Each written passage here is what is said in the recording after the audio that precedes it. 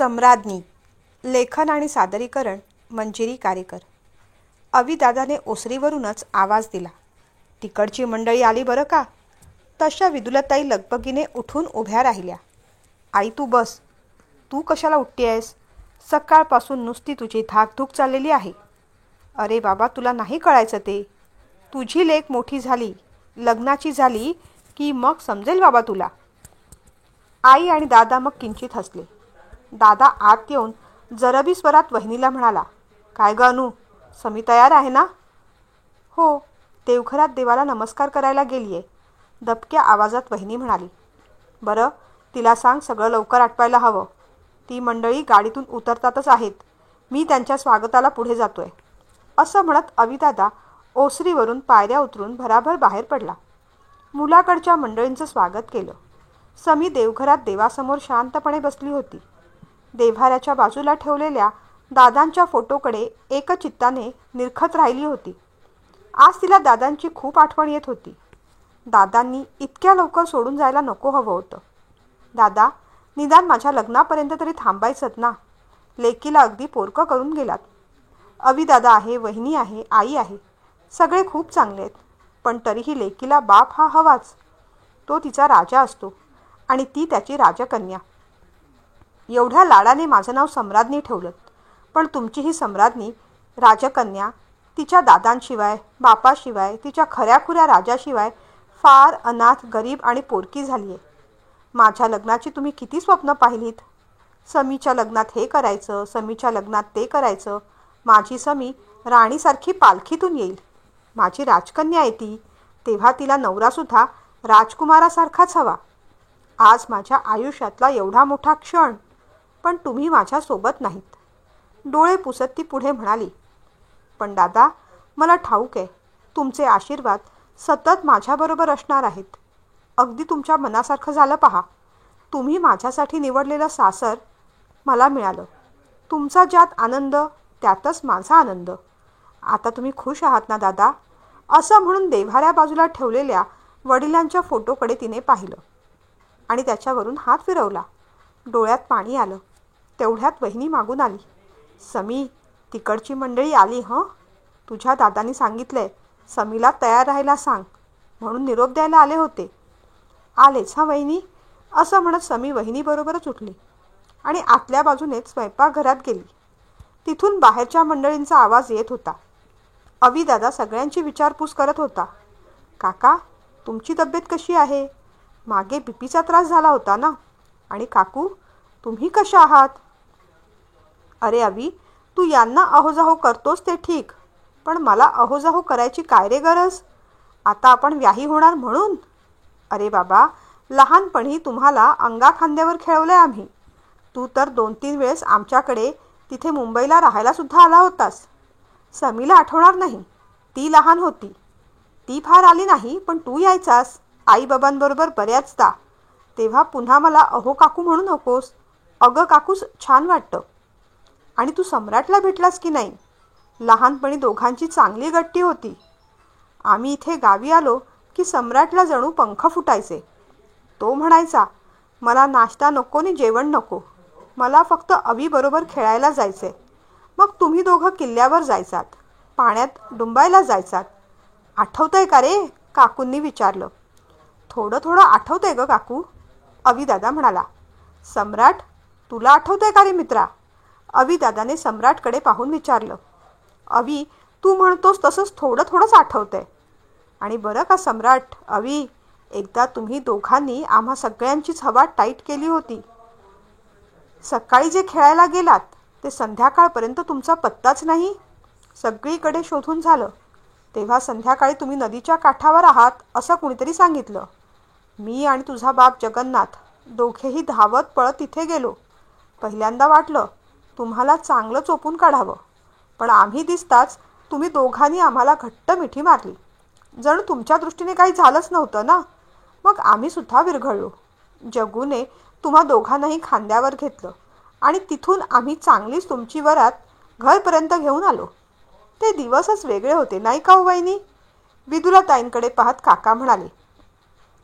ती जुनी पिढी जुन्या आठवणींनी गहिवरली. भाऊजी, आज खऱ्या अर्थाने यांच्या आत्म्याला शांती मिळाली असेल. तुम्ही तुमचा शब्द राखलात. तुमच्या सम्राटचं लग्न आमच्या समीबरोबर ठरवलं. नाहीतर आजकाल शब्दाला कोण किंमत देतं? विदुलाताई म्हणाल्या. वहिनी, आमचा सम्राट, तुमची समी, हे असं काय परक्यासारखं बोलताय? समी माझी होणारी सून असली तरी लेकी एवढीच माया करतो मी तिच्यावर. जगन्नाथ माझा मित्र होता, पण तो मला भावापेक्षा सुद्धा जवळचा होता. त्याला दिलेला शब्द मी मेलो असो तरी मोडला नसता. काका बोलून गेले. छे छे, शुभप्रसंगी हे असले शब्द नकोतच भाऊजी. विदुलाताई म्हणाल्या. अगदी बरोबर म्हणालात वहिनी.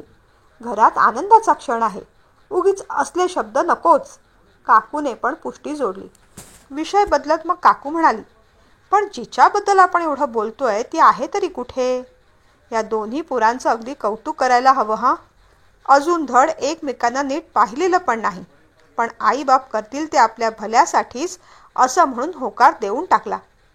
काकू म्हणाली. समीने एकमेकांचे फोटो पाहिले होते, पण प्रत्यक्षात भेट आजच होणार होती. बालपणी कदाचित भेटले असतील, पण तो चेहरा काही लक्षात नव्हता. सम्राट एकुलता एक असला तरी आईबाबांच्या शब्दाबाहेर नव्हता, आणि समी आपल्या बाबांचा शब्द कधीच मोडणार नव्हती. दादाने बाहेरूनच आवाज दिला. अनु, समीला बाहेर घेऊन ये.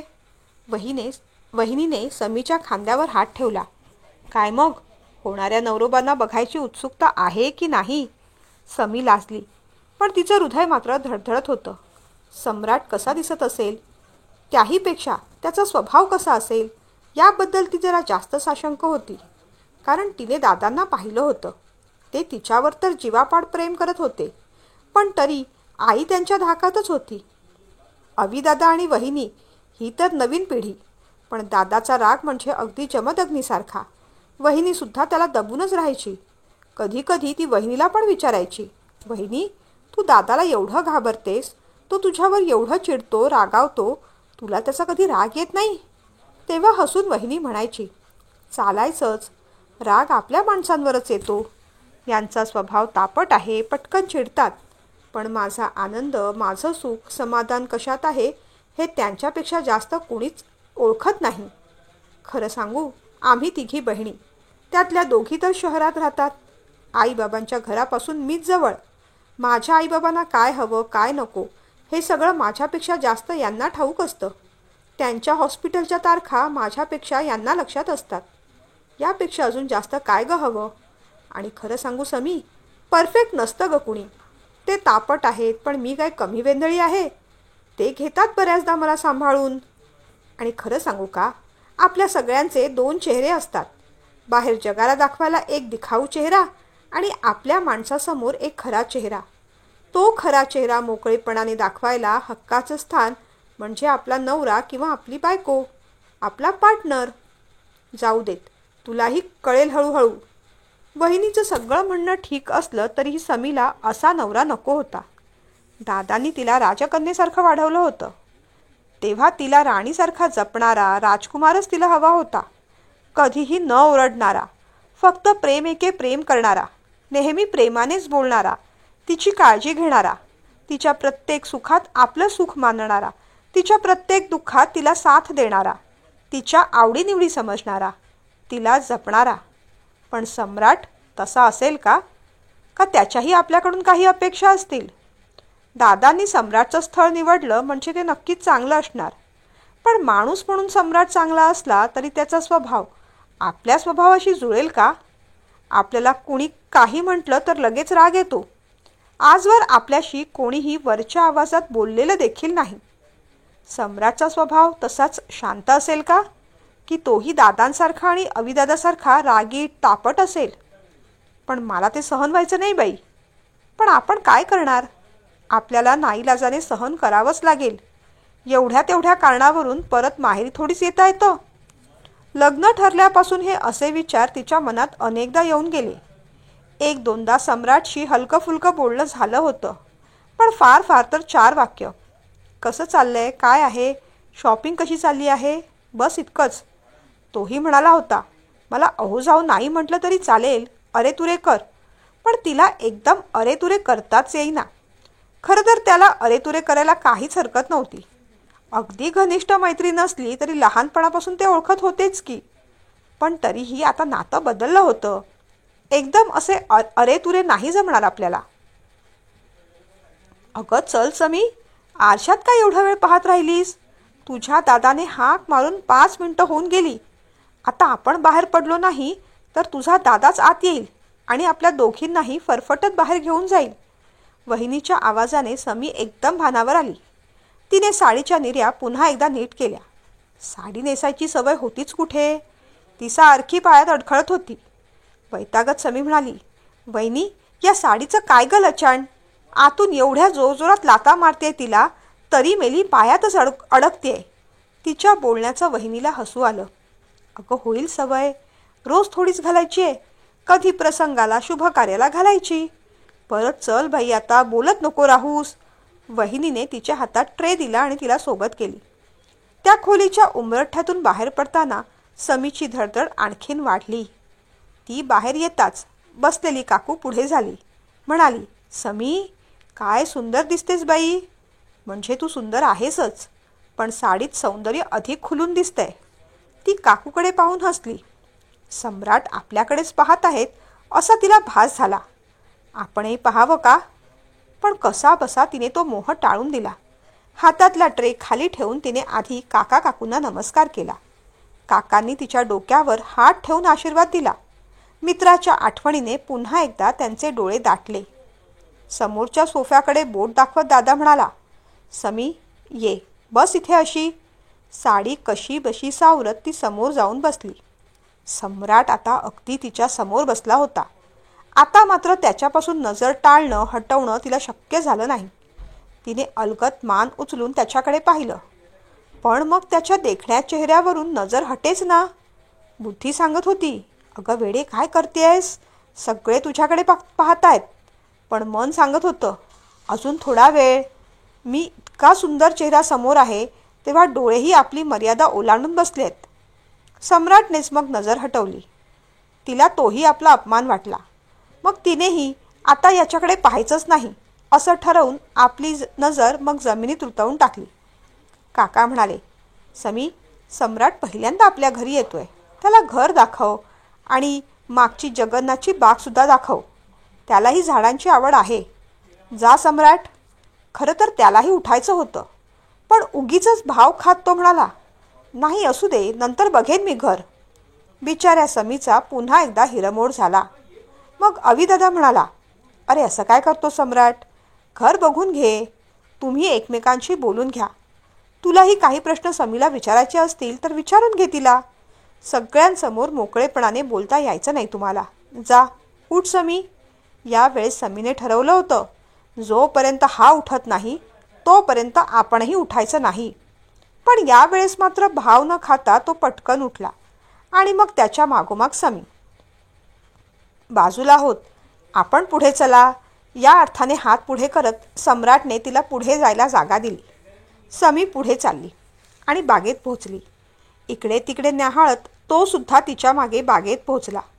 शहराच्या चकमकीचा कितीही मोह असला तरी गावचं सौंदर्य मनाला भुलवतंच. छोटी आटोपशीर बाग बघून त्याचं मन प्रसन्न झालं. किती प्रकारचे गुलाब, जाईजुई, मोगरा, अगदी रातराणीसुद्धा. तुला आवड आहे झाडांची? त्याने विचारलं. हो, आणि तुम्हाला? तिने विचारलं. त्याचं उत्तर बाबांनी मगाशीच दिलं नाही का? मला आहे आवड. आणि प्लीज अहो जाऊ नको म्हणूस, मला खूप ऑकवर्ड वाटतंय, तो म्हणाला. एकदम असं अरेतुरे नाही करता येणार, हळूहळू सवय होईल, ती म्हणाली. मग मीही अहो जाऊ करू का तुला? त्याने विचारलं. नाही नाही, तुम्ही अरेतुरेच करा. तुम्ही मला अहो जाऊ केलं तरीही मला ऑकवर्डच होईल, गोंधळून ती म्हणाली. हे आपलं बरं आहे. आता तुला ऑकवर्ड होईल म्हणून मी माझी सगळी सर्वनामं बदलून टाकायची. असो बरं, मला सांग, मुंबईत अलीकडे कधी येणं झालं होतं तुझं? त्याने विचारलं. नाही, खरं तर ना मला मुंबई आवडतच नाही. फार गोंधळ, कोलाहल, गडबड नुसता, आणि घड्याळाच्या काट्यावर चालणारी माणसं, त्या विचारानेच दडपण येतं बाई मला, ती म्हणाली. पण लग्नानंतर तिथेच राहावं लागणार आहे तुला, याची कल्पना आहे ना? थोड्या चिंतेने त्याने विचारलं. आहे तशी, पण मनाची अजून तयारी झालेली नाही, ती म्हणाली. मग हळूहळू मनाची तयारी करायला घे. चेष्टेने नाही म्हणत, मनापासून सांगतोय. आपल्याला मुंबईत राहायचं आहे हे जितक्या लवकर स्वीकारशील तितक्या लवकर तू तिथे रुळशील. आणि तुला वाटतं तेवढी काही मुंबई वाईट नाही. बघण्याचा दृष्टिकोन फक्त वेगळा असतो. आता आम्हाला नाही का, गावात आलं की वाटतं सगळं कसं थंडावलंय. या लोकांना काम करायची ऊर्जाच नाही, इच्छाच नाही. इथल्या लोकांचे जणू घड्याळाचे काटेच बंद पडलेत. तो हसत म्हणाला, पण तुम्हालाही इथे येऊन राहावं लागेल कधी कधी. त्याची तुम्हीही तयारी करा. हळू आवाजात ती म्हणून गेली. त्याने जरा आश्चर्यानेच तिच्याकडे पाहिलं. हां, कधी कधी ना. मग त्याची होऊन जाईल तयारी माझी. नॉट टू वरी. तेवढ्यात त्याचा फोन वाजला. एकच मिनिट हां, असं म्हणत तो जरा बाजूला गेला. हां बोला कारखानीस. पलीकडून कारखानीस काहीतरी म्हणाले असावे. तरी अजून सम्राट शांत उभा होता आणि समी त्याचं निरीक्षण करत होती. त्याची उभी राहण्याची, एक हात खिशात घालण्याची स्टाईल, मध्येच खिशातला हात काढून केसांवरून हात फिरवण्याची स्टाईल, सगळं तिला आवडलं. पण तिला सगळ्यात जास्त आवडले होते ते त्याचे डोळे. काळे भोर खोल डोळे आणि लांब सडक, एकमेकांना स्पर्श करू पाहणाऱ्या भुवया. तिला तिच्या मैत्रिणीचं दीपालीचं म्हणणं आठवलं.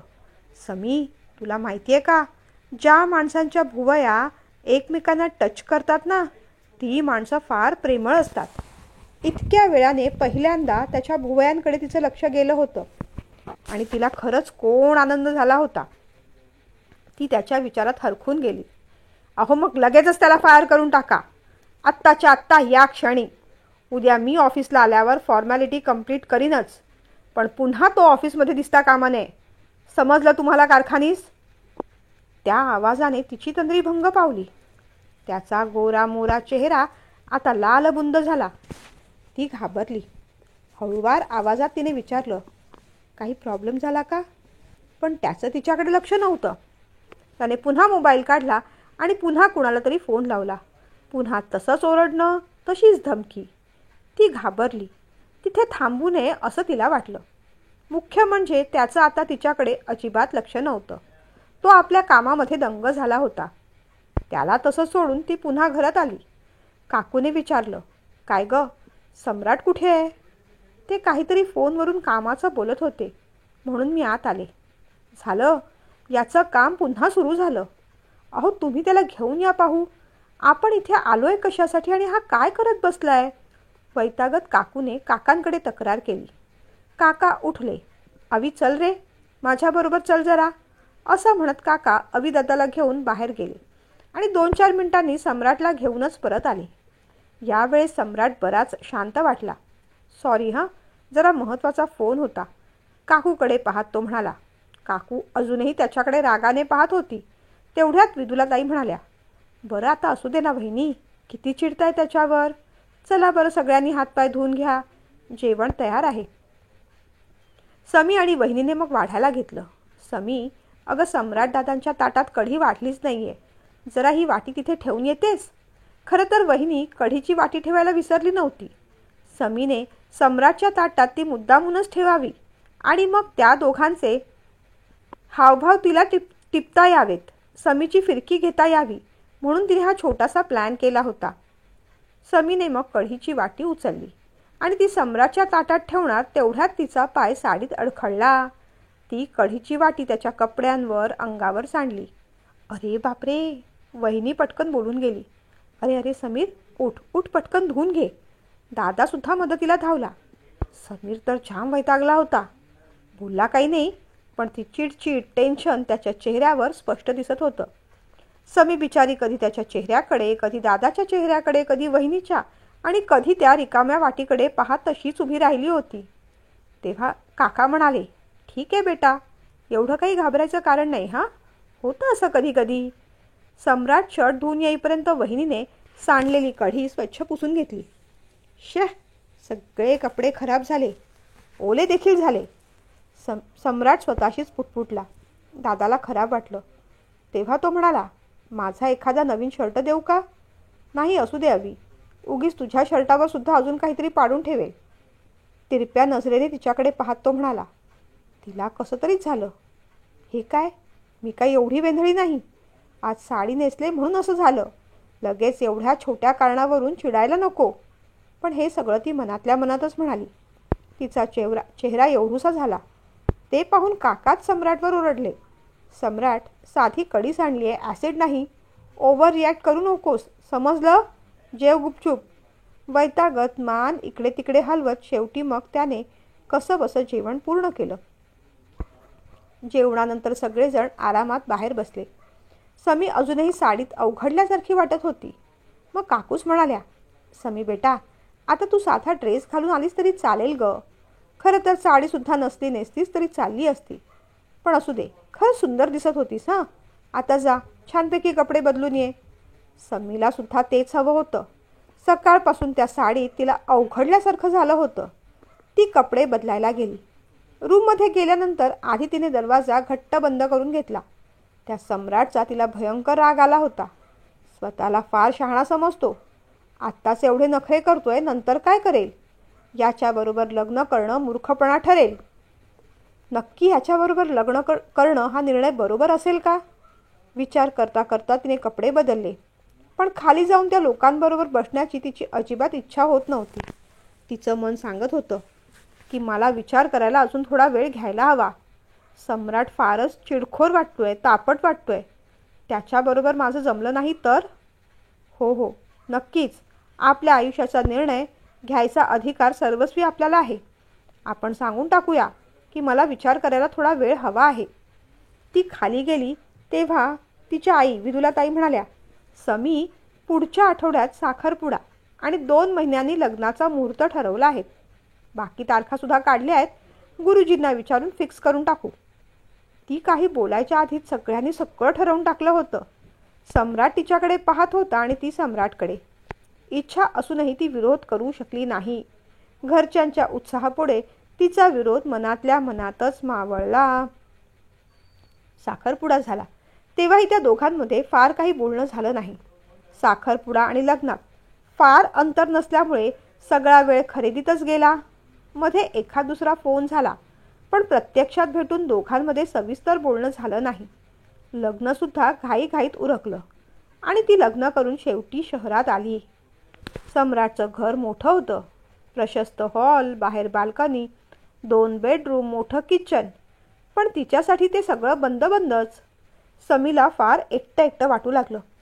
तिथे माहेरी ती कधी अशी रिकामी बसून राहिली नव्हती. दादांचं स्वतःचं ऑफिस होतं. त्यामुळे अविदादाबरोबर ती तिथे ऑफिसमध्ये जायची. सगळं पॅकिंग डिपार्टमेंट सांभाळायची. अविदादाला मदत करायची. संध्याकाळी थोडंसं बागकाम, पेंटिंग करायची. पण इथे आल्यापासून ती नुसती कंटाळली होती. तसं काकू म्हणाल्या होत्या, तुला गाण्याची वगैरे आवड असेल तर गाण्याचा क्लास जॉईन कर किंवा माझ्याबरोबर फिरायला येत जा. तुम्ही आता देवदर्शन करून आणि फिरून आलात की मग सम्राटशी मी स्वतःच बोलून घेईन. वाटल्यास तू त्याचं ऑफिस जॉईन कर किंवा एखादा क्लास जॉईन करून घे. म्हणजे दिवसभर तुला कंटाळा येणार नाही. लग्न होऊन 5-6 दिवस झाले होते. पण तरीही सम्राटचं आणि तिचं मोकळेपणाने बोलणं अद्याप झालं नव्हतं. दुसऱ्या दिवशी त्यांना देवदर्शनासाठी जायचं होतं. तिथून फिरण्यासाठी ते गोव्याला पुढे जाणार होते. प्रवासात दोघांच्या थोड्याफार गप्पा झाल्या. पण बराच वेळ सम्राटचं फोनवर कामासंबंधितच बोलणं चालू होतं. सॉरी, तू कंटाळली असेल नाही? म्हणत असशील, किती बोरिंग माणूस आहे हा. काम एके काम. पण स्वतःचं ऑफिस असलं, कंपनी असली की असंच असतं. जितका पैसा तितके कष्ट. खूप जबाबदाऱ्या असतात माझ्यावर. एवढं बोलेपर्यंत पुन्हा एकदा त्याचा कामाचा फोन आला. गाडी थोडी कडेला घेत त्याने फोन उचलला. अहो कारखानीस, एकच गोष्ट तुम्हाला किती वेळा सांगायची. अहो करून टाका ना ती ऑर्डर कॅन्सल. तुम्ही स्वतःचं डोकं वापरतच नाहीत का? तुमच्या निष्काळजीपणामुळे कंपनीचं केवढं मोठं नुकसान झालं असतं, कळतंय का तुम्हाला? शेवटचं सांगतोय तुम्हाला, कामात मला हैगळ चालणार नाही. आता आल्यानंतर मी एक मीटिंग घेणारच आहे. सगळ्या स्टाफला बरोबर सरळ करतो पहा. सम्राटचा चेहरा मागे झाला होता तसाच लालबुंद झाला. सम्राटचा पारा चढला की समीच्या छातीत धडधडायला लागायचं. कारण वड्याचं तेल वांग्यावर निघतं याचा अनुभव तिने 1-2दा घेतला होता. यावेळेस तसं काही झालं नाही. पण त्याचा मूड किंचित बदलला. चिडचिड नाही, पण शांत झाला. हॉटेलवर पोहोचले तेव्हा साधारण रात्र झाली होती. आता दुसऱ्या दिवशीचं देवदर्शन करूया असं ठरलं. देवीचं मंदिर डोंगरावर आहे. पायऱ्या चढायला जमतील ना तुला? फार नाही आहेत, पण 150-200 आहेत, तो म्हणाला. तिने फक्त मान डोलावली. बरं, तुला झोपायचं असेल तर झोपून घे, मला थोडं ऑफिसचं काम आहे, असं म्हणून त्याने लॅपटॉप उघडून समोर मांडून ठेवला. तिला तर राग आला होता. हाच एकटा बिझी, आपण मात्र रिकाम टेकडे.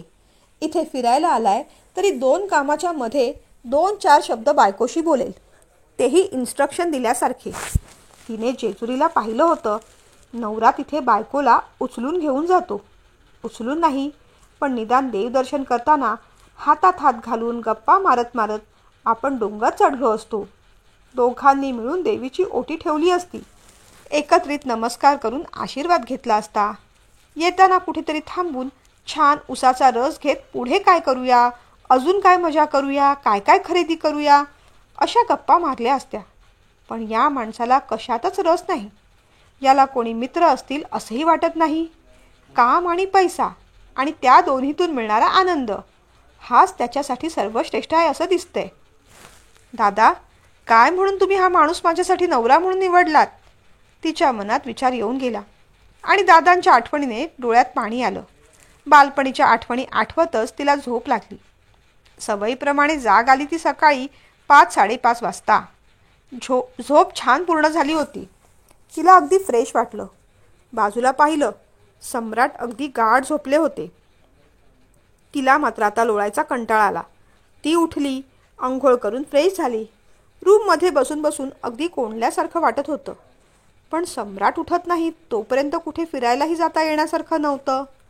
इथे बाहेर जे लॉन आहे निदान तिथेच राऊंड मारूया असा विचार करून तिने मोबाईल चार्जिंगला लावला आणि ती बाहेर पडली.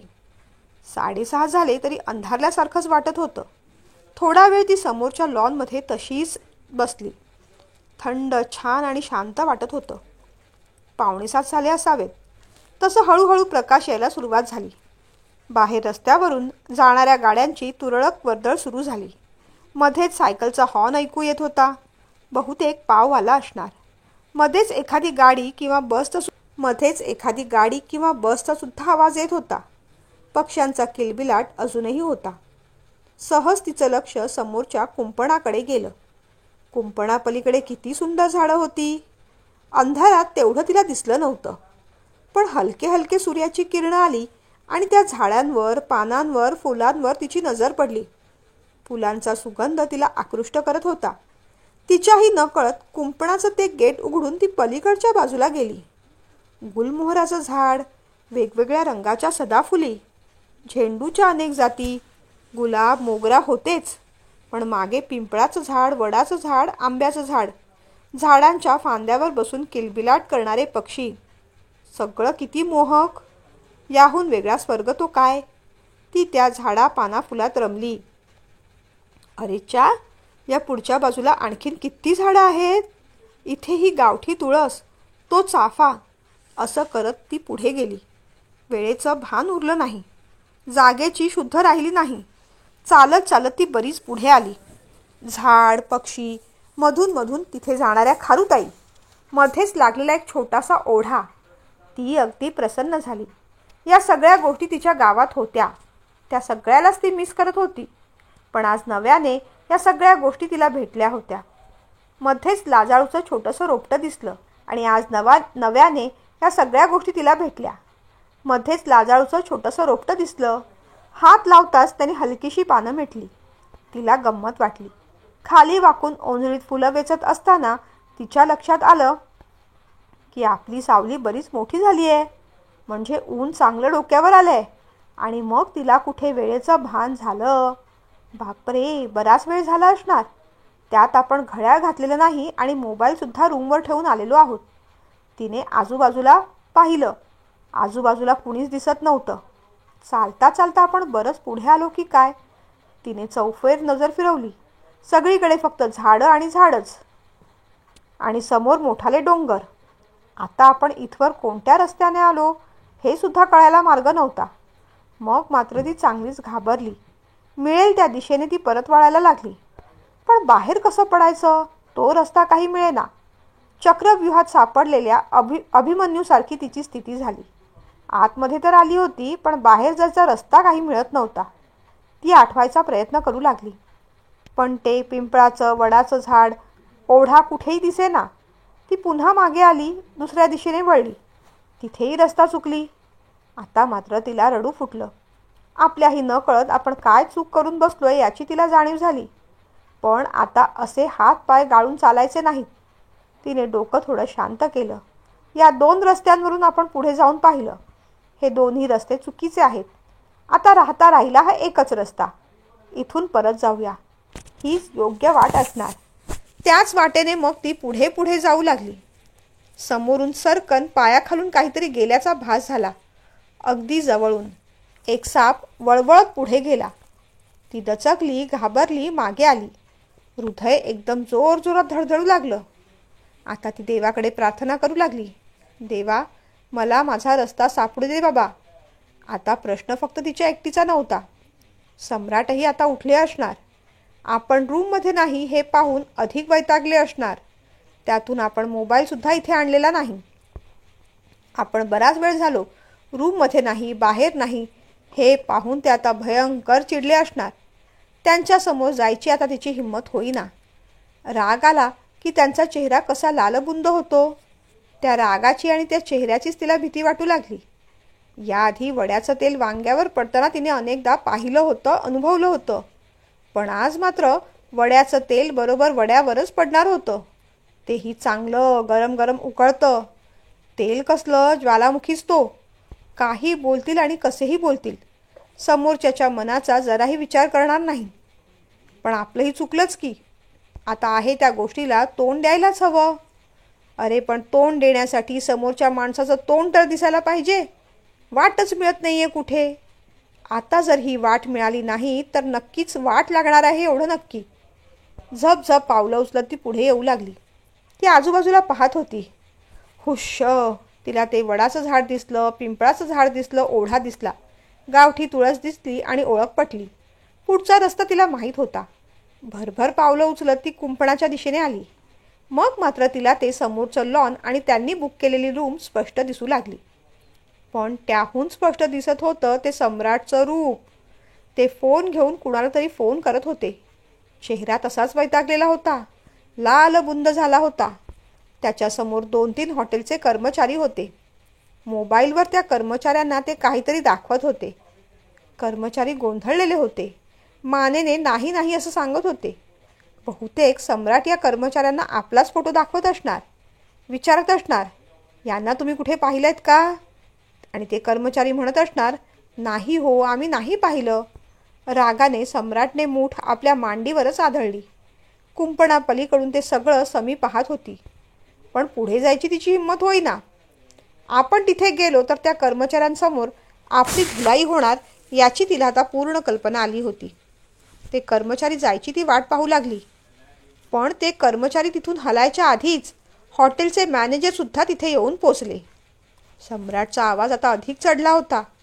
नक्की काय बोलतायत ते ऐकायला तर येत नव्हतं, पण ते चिडले होते एवढं निश्चित. आता जर आपण जास्त वेळ इथे थांबलो तर सम्राट हॉटेल डोक्यावर घेतील.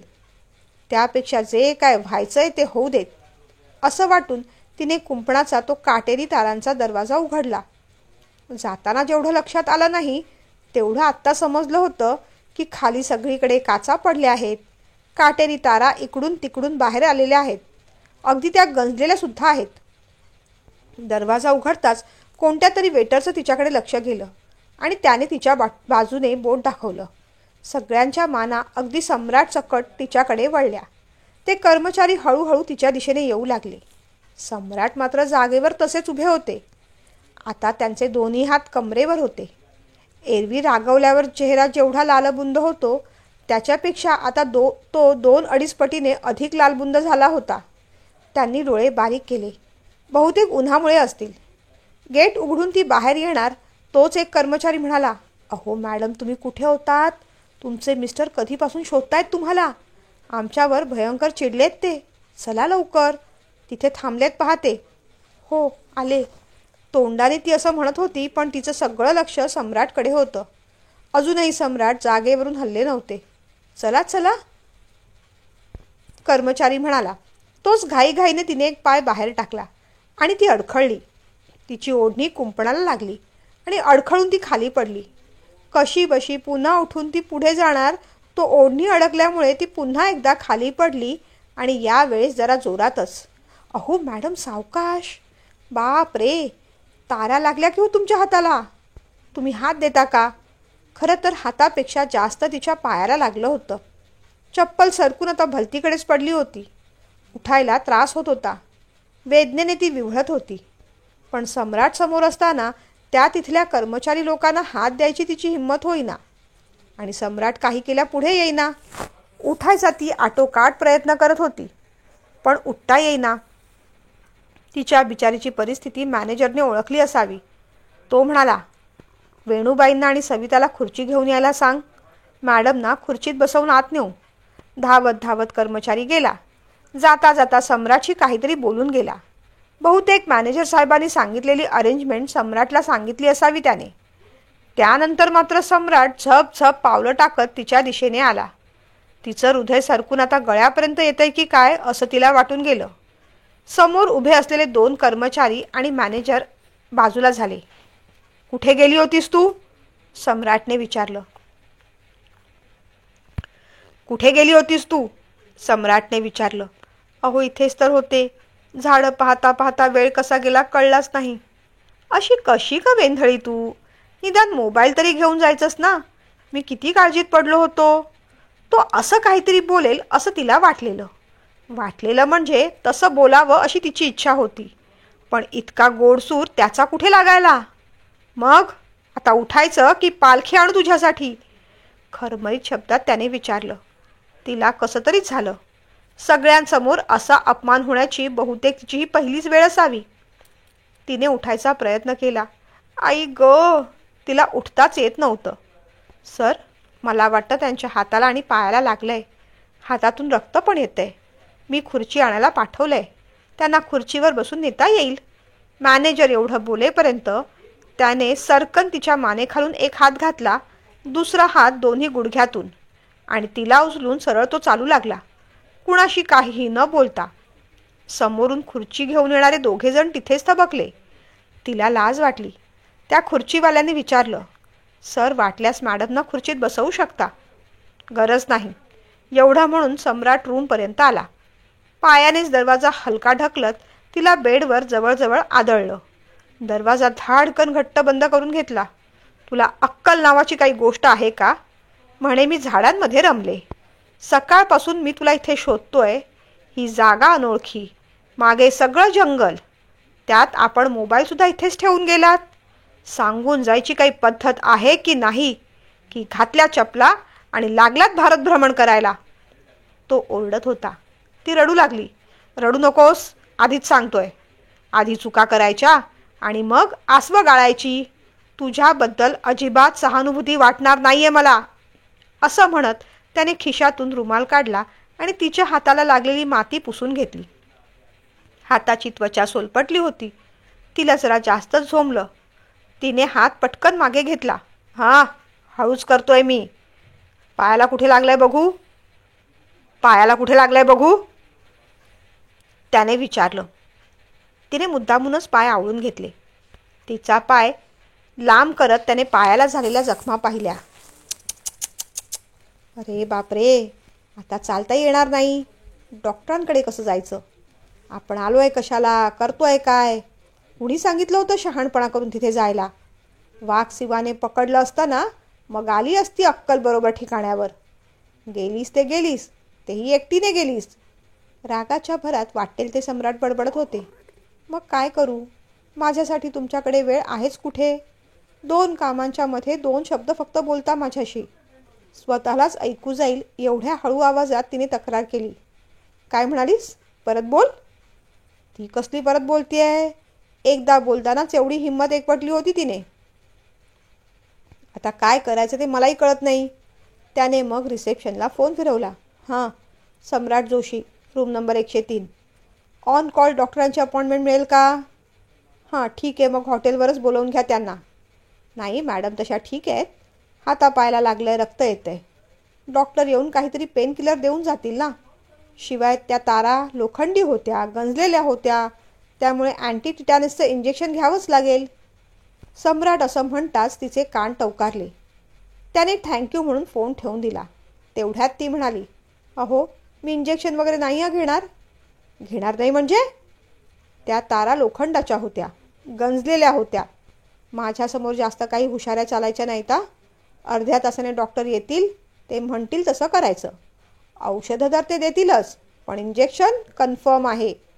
ते ऐकून तिच्या रडण्याचा स्पीड आणि इंटेन्सिटी जरा जास्तच वाढली. नाही घेणार म्हणजे नाही घेणार. तुम्ही काहीही करा, मी इंजेक्शन घेणार नाही.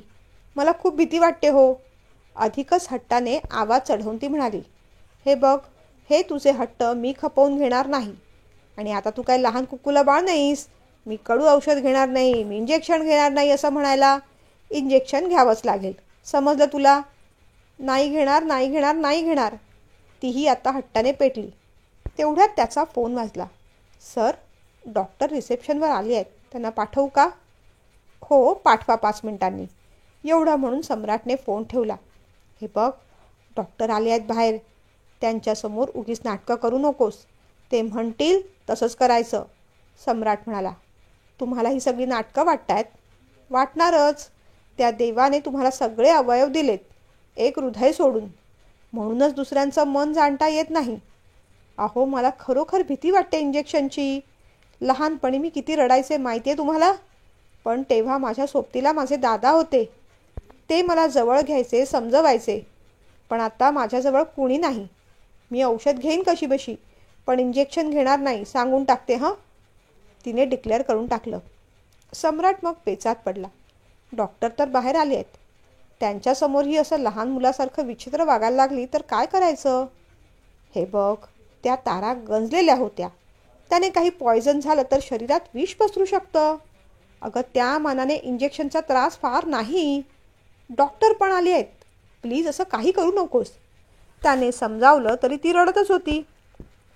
हे बघ, हे बघ, दादा नसले म्हणून काय झालं? मी आहे ना. मी तुझा हात घट्ट हातात धरीन. आणि लवकर बरं होऊन आपल्याला देवदर्शनाला जायचं आहे की नाही? पुढे फिरायचं आहे की नाही? प्लीज माझ्यासाठी तयार हो. तो कळवळून सांगत राहिला. नाही हो, मला खरंच खूप भीती वाटते.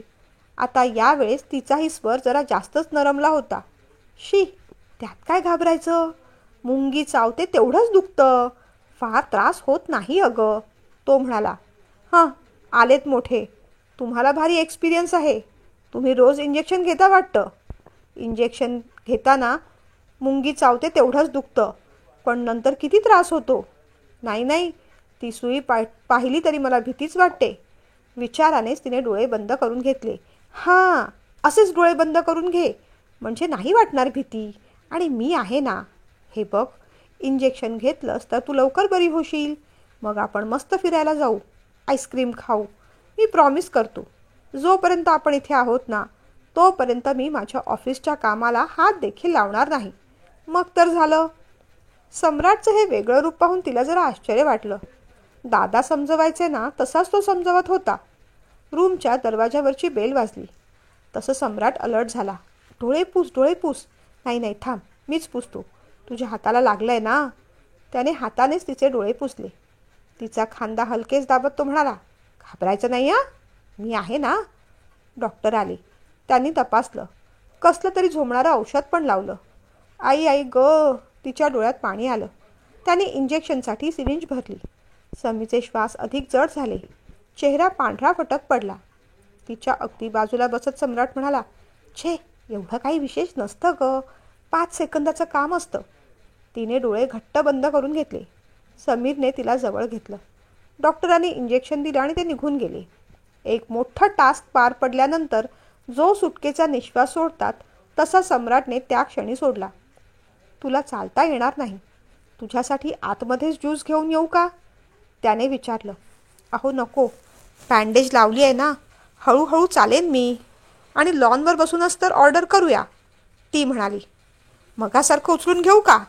त्याने विचारलं. ती लाजली. इश, काहीतरीच काय. मगाशी सुद्धा लाजच वाटली होती मला. कमाल आहे तुमची. ते दोघेजण खुर्ची घेऊन येत होतेच की, ती म्हणाली. ते बरं दिसलं नसतं ग. नवरा धडधाकट असताना बायकोची खुर्चीवरून वरात काढल्यासारखी वाटली असती. आणि त्यात काय लाजायचं, बायको माझी, तिला उचलून नेलं तर काय हरकत आहे. 4 चौघांना रोमांस म्हणून दाखवायला नेलं नाही, परिस्थितीच तशी होती, तो म्हणाला. एवढी काळजी होती तर मग इथे आणून बेडवर आदळलत का बरं, तिने थोड्याशा रागाने विचारलं. सॉरी, पण काय करणार, किती काळजीत पडलो होतो मी. तुला कल्पना येणार नाही एवढं टेन्शन आलं होतं मला. तुला कुठे फोन करू, कुणाला कळवू, कुठे शोधू असं झालं होतं. आणखीन 10-15 मिनटं जरी तू लेट केला असतास तर माझं काय झालं असतं कुणास ठाऊक. कदाचित हार्ट अटॅकनेच गचकलो असतो मी. तो हसत हसत बोलून गेला, पण तिने मात्र त्याच्या तोंडावर हात ठेवला. अहो शी, काय हे बोलणं, माझ्या मेलीचं चुकलं. एकतर फोन तरी घेऊन जायला हवा होता किंवा इतक्या दूर तरी जायला नको होतं. पण लक्षातच आलं नाही हो माझ्या. चालता चालता कशी पुढे गेली, वाट चुकले. खरंच सॉरी हां, पुन्हा असं नाही होणार. पण तुम्ही हे असले घाणेरडे हार्ट अटॅकचे वगैरे शब्द बोलायचे नाहीत, माझी शपथ आहे तुम्हाला, ती म्हणाली. शपथ नको घालूस, नाही बोलणार तसं. शपथ सुटली म्हण, तो म्हणाला. तुम्ही शपथ एवढी मानता, तिने विचारलं. तुझी आहे म्हणून मानतोय. मग दोघं एक क्षण एकमेकांकडे पाहत राहिले. तेवढ्यात फोन वाजला. अहो कारखानीस, ती मशीन इम्पोर्ट केली आहे ना, त्याचे डॉक्युमेंट्स माझ्या टेबलवरच ठेवले आहेत, बघून घ्या ना जरा. अहो मला इतक्यात ऑफिसला येता यायचं नाही. अजून 4-5 दिवस तरी मी बाहेर आहे. फोन करा तुम्ही, पण सारखं सारखं डिस्टर्ब करू नका हो. मी टाईम, फॅमिली टाईम काही असतो की नाही माणसाला. ठीक आहे, ठेवा आता. त्याचं बोलणं ऐकून समीला थोडं हसायला आलं. काय ग, हसायला काय झालं. एकदम घर गृहस्थी सांभाळणारे गृहस्थ झालात तुम्ही. फॅमिली टाईम, मी टाईम वगैरे म्हणायला लागलात. ती हसली आणि हसत राहिली. मग तो तिच्या बाजूला येऊन बसला. शांतपणे तिच्या मांडीवर येऊन पहुडला. दमलोय ग, खूप दमलोय. जबाबदाऱ्यांच्या मागे धावून धावून खूप दमलोय. आता थोडी शांतता हवी असं वाटते. अगदी आईच्या मांडीवर मिळते ना तशीच. थोड्या वेळासाठी का होईना, ती शांतता मला हवी आहे, गरज आहे मला त्याची. मग तिच्या मांडीवर डोकं ठेवून त्याने डोळे बंद केले आणि शांतपणे झोपला. त्याच्या शांत निरागस चेहऱ्याकडे ती आश्चर्याने पाहत राहिली. त्याचे काळे भोर डोळे पापण्यांच्या आड मिटले होते. दोन्ही भुवया एकमेकांना स्पर्श करत होत्या. अशी माणसं प्रेमळ असतात असं म्हणतात. तिच्या मनात विचार आला. आपल्याला आपल्या दादांची किती आठवण येते. दादांसारखंच काळजी घेणारं कुणीतरी आपल्या आयुष्यात हवं असंच आपल्याला वाटत होतं ना. आहेच की मग. रूप बदलून ते माणूस आपल्याला मिळालंय. दादांचं प्रेम, काळजी, सिक्युरिटी, थोडासा धाक, सगळं सगळं या सम्राटमध्ये आहे. जसं आपण लहान मुलासारखं लहान होऊन वडिलकीचं प्रेम त्याच्यात शोधतोय, तसाच तोही आपल्यात ती ममता, मातृत्व शोधत असेल का. असेलच ना, म्हणून तर शांतपणे मांडीवर येऊन झोपलाय.